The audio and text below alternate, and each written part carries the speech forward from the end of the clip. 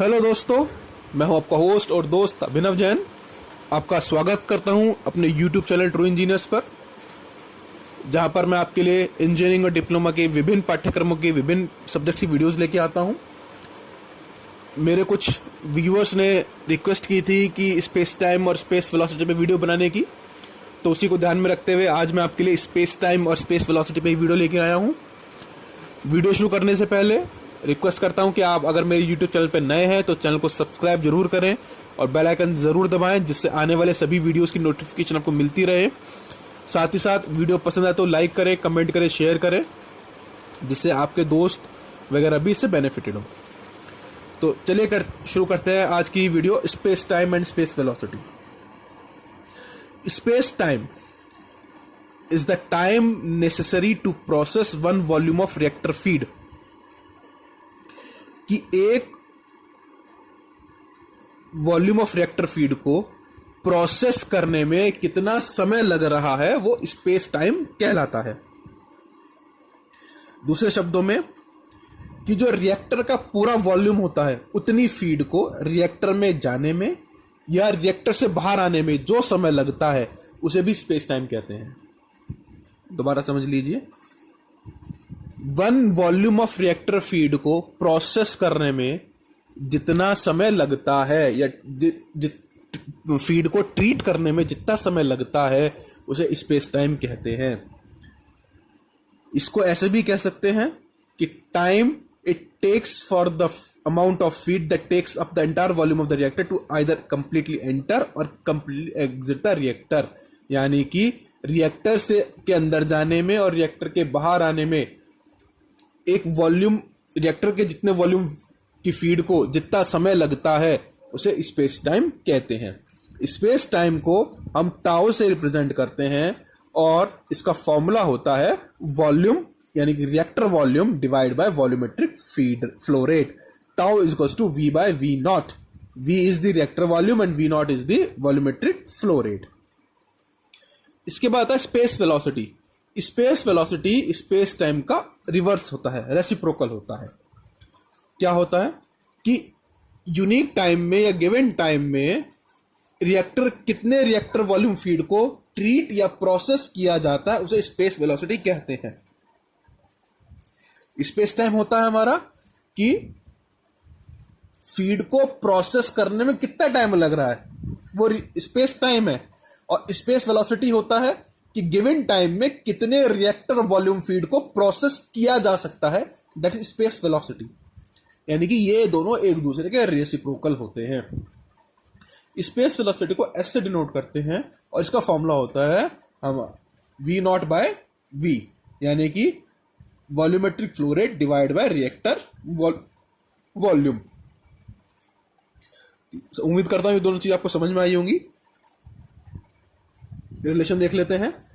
The relation between space time, space velocity and other variables, ये देख लेते हैं इसको। टाउ मैंने बताया था कि रेसिप्रोकल होता है space velocity. Tau is equal to 1 by S is equal to V by V naught. हम जानते हैं कि जो वॉल्यूमेट्रिक फ्लो रेट हमारा होता है वो होता है हमारा F A naught by C A naught. F A naught हमारा क्या होता है? एफ ए नॉट हमारा होता है molar feed rate of A moles per litre में, और सी ए नॉट है हमारा मोलर कंसेंट्रेशन। तो volumetric flow rate is molar feed rate divide by molar concentration. तो tau is equals to 1 by S equals to V C A naught by F A naught. ये relationship होती है हमारी tau में, space velocity में, और volume V C A naught F A not में। इसके बाद है दोस्तों holding time.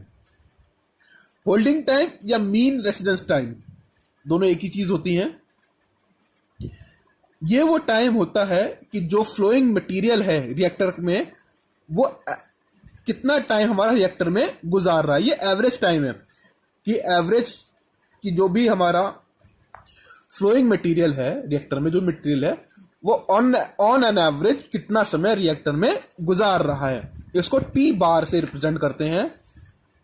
Mean residence time of flowing material in the reactor is equal to C A naught integral 0 to x a dx a divide by minus R A 1 plus epsilon X A. अभी बताता हूँ ये epsilon ए होता क्या है और ये space time से कैसे हमारा रिलेट होता है। दोस्तों जो एप्सिलॉन है हमारा ये होता fractional change in volume of reaction system between no conversion and complete conversion of reactant. मतलब ये क्या है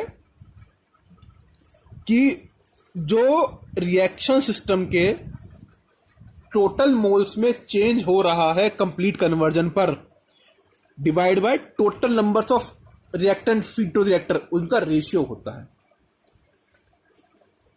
जैसे एग्जांपल आप देखिए, हमारी कोई रिएक्शन है A गिव्स 3R, तो एप्सिलॉन क्या होगा कि मोल्स में कितना चेंज हुआ, 3 मोल बने और 1 मोल गया हमारा, तो चेंज कितने का हुआ, 2 मोल्स का।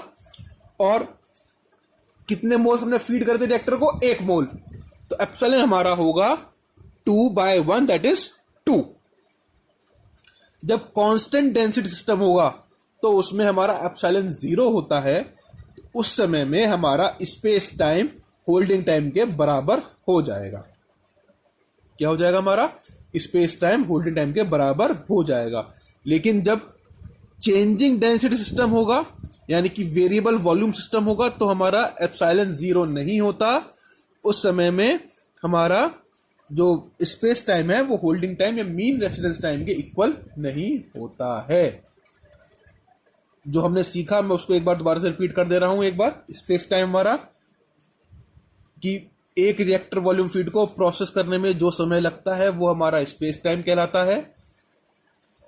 स्पेस टाइम का फॉर्मूला होता है हमारा reactor volume divide by volumetric feed rate, volumetric flow rate.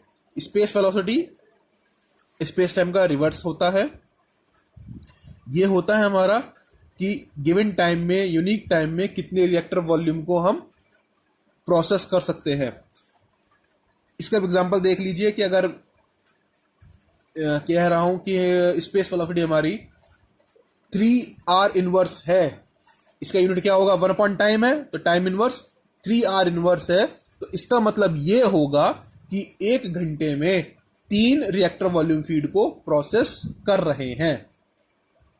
ठीक है, कि 1 घंटे में हम 3 रिएक्टर वॉल्यूम फीड को प्रोसेस कर रहे हैं अगर हमारा स्पेस वेलोसिटी 3R इनवर्स है। दोनों की रिलेशनशिप हमने देखी, tau is equal to 1/s, और जब उनको हमने दूसरे वेरिएबल से रिलेट करा तो वो आया tau equal to 1/s VCA0/FA0। Holding time या मीन रेसिडेंस टाइम ये वो टाइम होता है जो फ्लोइंग मटेरियल रिएक्टर में स्पेंड करते हैं। इसका formula CA0 integral 0 to x से dx से minus divide by rate into 1 plus epsilon x से। एप्सिलॉन मैंने बताया आपको change in total number of moles of reaction system when reaction is complete divide by total number of moles fed to reactor. इस example भी इसमें है कि कोई रिएक्शन है, अगर गैस फेज रिएक्शन है, A चेंजेस टू 3R, तो मोल्स में कितना चेंज आया हमारा 2 मोल्स 3 - 1, और हमने फीड कितने किए थे 1 मोल, तो एप्सिलॉन हमारा हो जाएगा 2। स्पेस टाइम और होल्डिंग टाइम में क्या रिलेशनशिप है, अगर कांस्टेंट डेंसिटी सिस्टम है यानी कि एप्सिलॉन A हमारा 0 है तो दोनों बराबर होंगे, space time is equal to holding time. और अगर डेंसिटी वेरिएबल वॉल्यूम सिस्टम है या चेंजिंग डेंसिटी सिस्टम है तो हमारा स्पेस टाइम होल्डिंग टाइम के बराबर नहीं होगा। तो दोस्तों इस वीडियो में इतना ही। उम्मीद है कि आपके डाउट क्लियर हुए होंगे। आपको कोई डाउट होता है तो कमेंट जरूर करें, आपके डाउट क्लियर करने की पूरी कोशिश करूंगा। Thank you.